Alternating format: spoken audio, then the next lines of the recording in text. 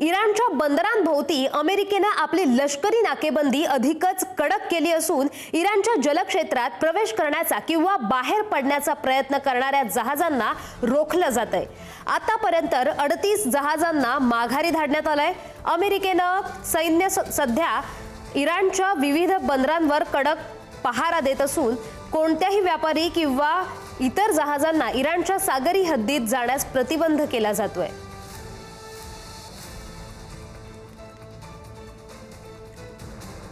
पुढची बातमी पाहतोय।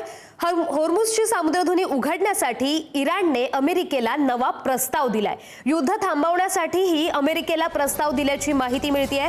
इराणने पाकिस्तान मार्फत अमेरिकेला प्रस्ताव पाठवला। अण्वस्त्र कार्यक्रमांबाबतची चर्चा देखील पुढे ढकलण्याची मागणी यात करण्यात आलेली आहे। बंदरांवरील अमेरिकन नाकेबंदी उठवण्याची इराणची मागणी आहे। जर अमेरिकेने होर्मुझची सामुद्रधुनी उघडण्यास आणि इराणवरील नाकेबंदी उठवण्यास मान्यता दिली तर ट्रम्प यांच्याकडे इराणवर दबाव टाकण्यासाठी कोणतेही भक्कम साधन उरणार नाही।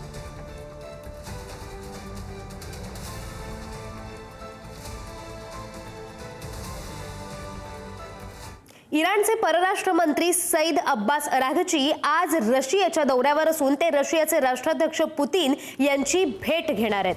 पाकिस्तान आणि ओमानच्या दौऱ्यानंतर अराघची थेट मॉस्कोला पोहोचलेत। या भेटीकडे जागतिक राजकारणाचं लक्ष लागलंय। इराण आणि रशिया यांच्यातील लष्करी आणि आर्थिक सहकार्य अधिक मजबूत करण्यावर या बैठकीत भर दिला जाण्याची शक्यता आहे। विशेषतः पाश्चात्य देशांनी लादलेल्या निर्बंधांच्या पार्श्वभूमीवर दोन्ही देश एकमेकांना सहकार्य करतायत।